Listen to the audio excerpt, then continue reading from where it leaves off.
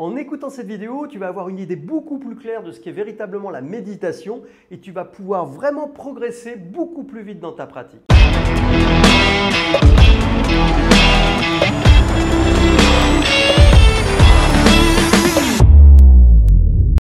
Bonjour chez toi et bienvenue dans cette vidéo. Alors aujourd'hui, j'ai choisi de te parler des 3 mythes, des 3 fausses croyances qui sont en haut de la fiche de la méditation qu'on entend le plus souvent. C'est vraiment 3 idées fausses que les gens répètent sans avoir vérifié par eux-mêmes la réalité de ce qu'ils disent.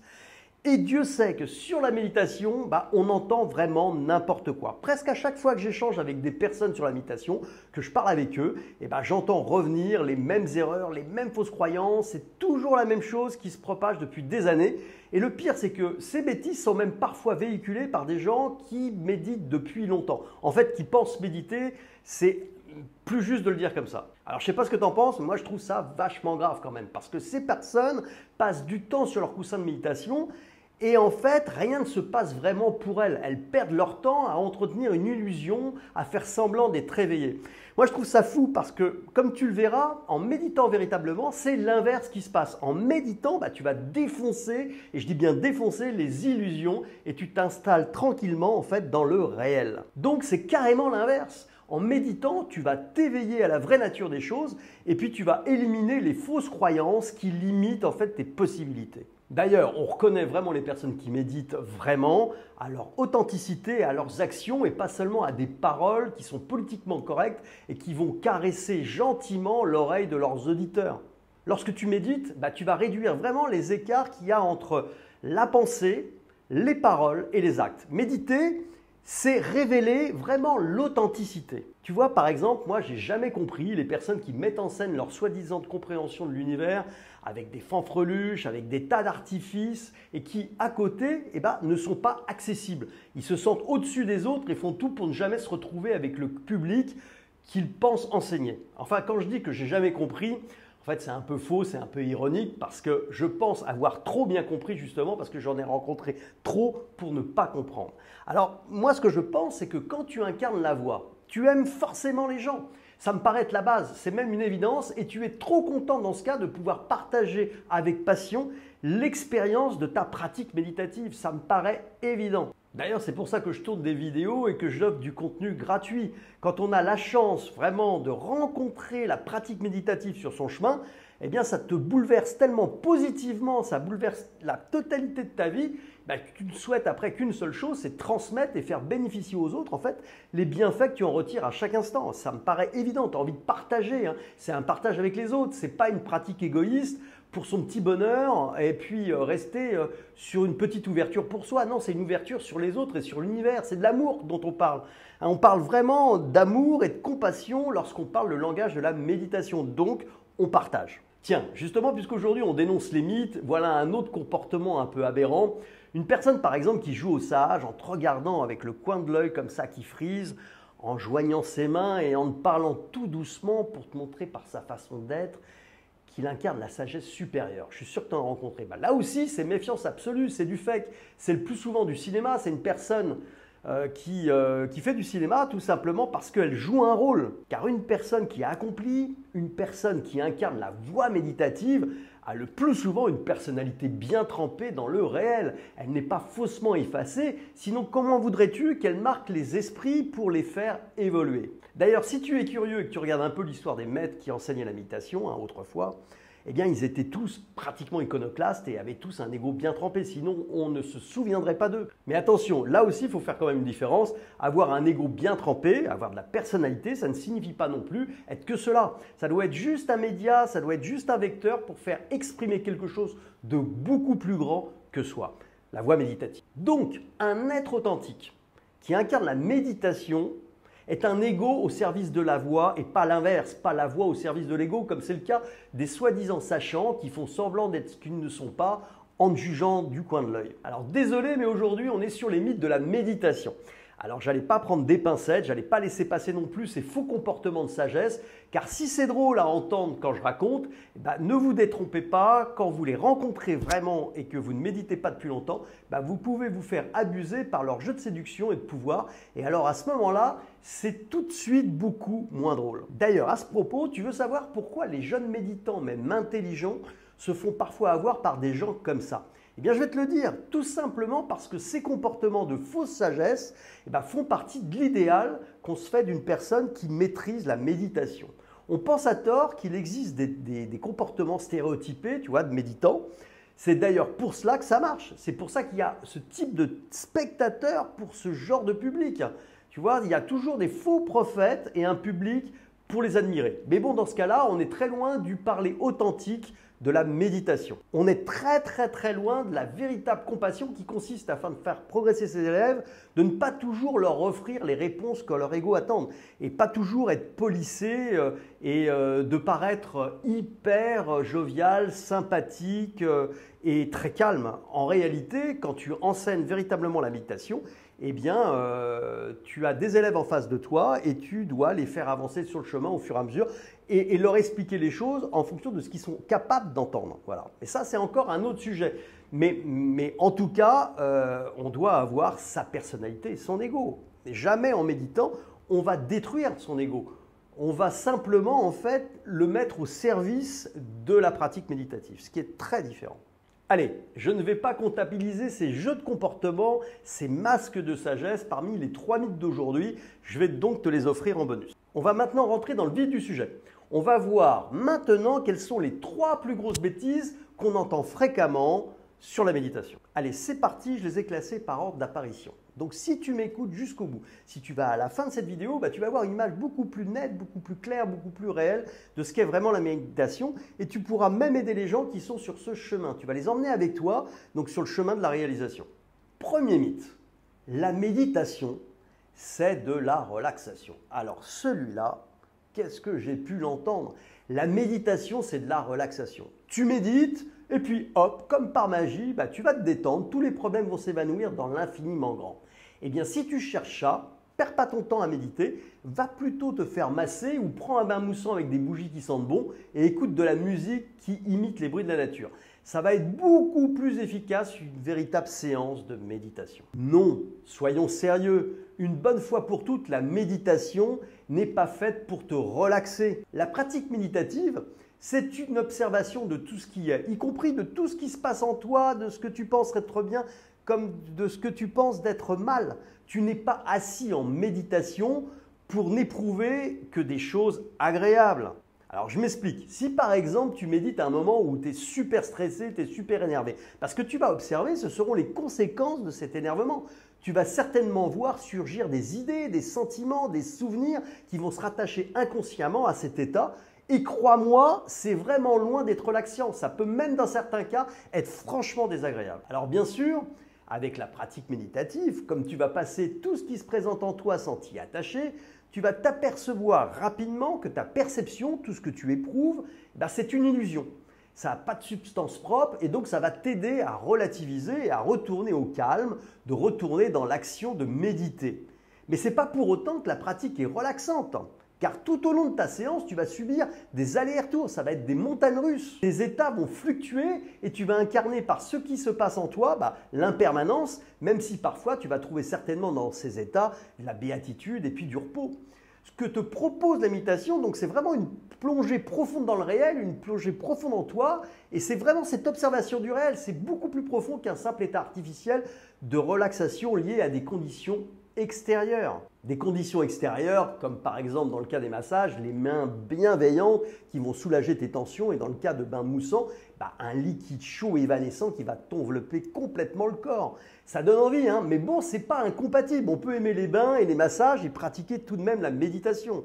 Mais la méditation et la relaxation, c'est deux choses différentes. Même si la relaxation pourra être une des nombreuses conséquences du travail méditatif, mais en aucun cas ça va être un but ou une promesse à atteindre. Alors bien sûr, avec l'habitude de la pratique, plus tu vas méditer, plus tu vas accepter ce qui se passe en toi. Et plus tu vas relativiser et moins tu subiras le stress, ça va être certain. Mais il faudra du temps pour ça. La pratique méditative est donc bien au-delà d'un état agréable. La méditation, c'est la condition normale de l'être. C'est un état dans lequel l'ego n'est plus réduit à un état relaxé, mais va englober la totalité de l'univers. Alors maintenant, tu as bien compris, ne cherche plus quand tu médites à te relaxer. Il faut abandonner totalement cette idée et toutes les autres d'ailleurs. Ne cherche rien, ne fuis rien non plus et laisse simplement méditer. Et retiens simplement ça. Moins tu interviens consciemment dans la méditation et plus la méditation fait son œuvre en toi. Il faut vraiment accepter de ne pas intervenir. Alors avant de réduire à néant un deuxième mythe, si cette vidéo te plaît, j'aimerais s'il te plaît te demander quelque chose. Est-ce que tu peux mettre un pouce pour liker cette vidéo? Car à chaque fois que tu fais ça, à chaque fois que tu fais cette action, YouTube va proposer cette vidéo à d'autres personnes et ça permet d'aider beaucoup de gens à comprendre ce qu'est la méditation véritable. Je te remercie d'avance pour cette participation. Donc on va passer au deuxième mythe maintenant. Lorsque tu médites, tu dois faire le vide. Tu dois ne plus penser. Alors celui-là, si je ne l'ai pas entendu 10 000 fois, je ne l'ai pas entendu une seule fois. Comme si notre cerveau, tout simplement parce qu'on allait s'asseoir et respirer, allait se mettre à ne plus créer d'idées, d'images, de raisonnements ou même de sentiments. Comme si notre ego allait comme ça du jour au lendemain accepter de laisser sa place à la non-existence. Eh bien non, ça ne se passe pas comme ça dans nos cerveaux. Il continue à mouliner même lorsque tu médites. En revanche, ce qui va se passer dans la pratique, comme je le disais dans mes explications pour expliquer le premier mythe, avec l'habitude, en fait, tu vas prendre du recul sur l'instance qui observe. Tu vas arrêter de croire que tes pensées, c'est tout ce que tu es. Tu vas arrêter de t'identifier à la petite personne, à l'ego. Tu vas arrêter de t'accrocher à ton intelligence, à penser qu'elle te définit, qu'elle explique tout et qu'elle est au-dessus de tout. En fait, tu vas comprendre que la vacuité, c'est l'état de ce qui est lorsque tu n'es plus manipulé par ton ego. Alors, je vais t'expliquer avec une analogie, une image, ça va être beaucoup plus facile pour comprendre. Imagine que l'état méditatif, en fait, c'est une maison dont les portes et les fenêtres sont totalement ouvertes et qui se laisse traverser en permanence par des visiteurs que sont nos pensées, nos souvenirs, notre imagination, nos sentiments. En fait, tout ce que produit notre cerveau.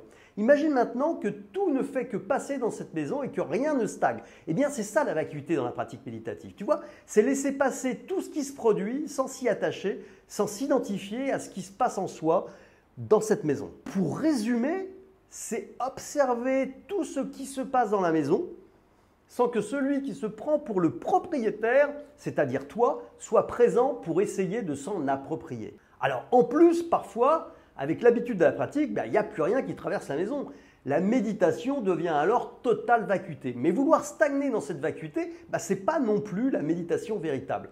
Mais bon, c'est encore un autre sujet que certainement je traiterai dans une autre vidéo. Donc pour ce deuxième mythe, là aussi tu as compris maintenant, ne cherche plus à faire le vide lorsque tu médites. Ne cherche plus à ne plus penser, mais pense plutôt au-delà du processus de la pensée. C'est tout l'art de la pratique méditative, c'est l'esprit même de la méditation. Si tu veux en savoir plus, j'approfondis très largement l'esprit de la méditation dans un chapitre de mon livre, dans le livre qui s'appelle « Apprenez enfin à méditer avec la pratique Tangram ». Donc si tu souhaites te le procurer, tu as le lien en dessous de cette vidéo. Donc l'esprit de la méditation, lorsque tu l'as réellement compris, c'est vraiment ce qui te permet de rentrer profondément dans la pratique et de passer vraiment à un niveau supérieur.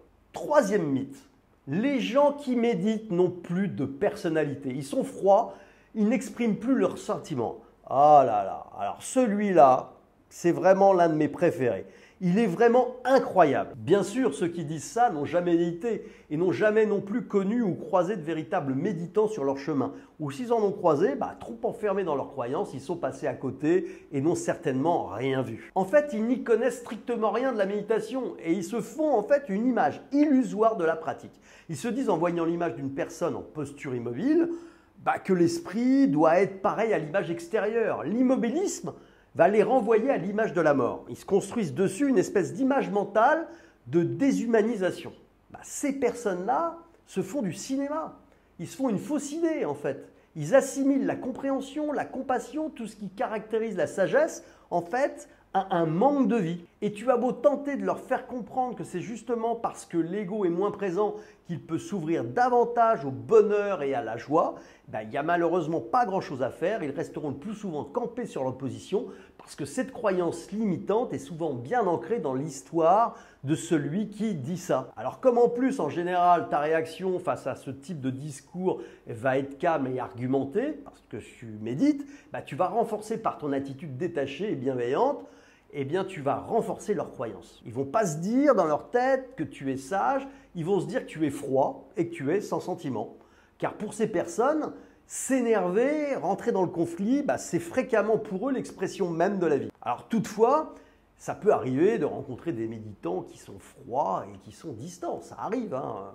Tout simplement parce qu'ils l'étaient avant la pratique de la méditation. C'était leur caractère de base, c'était vraiment leur conditionnement et leur ego. Mais c'est surtout parce qu'ils n'incarnent pas encore la véritable nature. Ils n'ont pas encore accompli l'harmonisation de l'ego et ils n'éprouvent pas encore, si tu veux, de la compassion. Pour ces méditants, la méditation fait son chemin.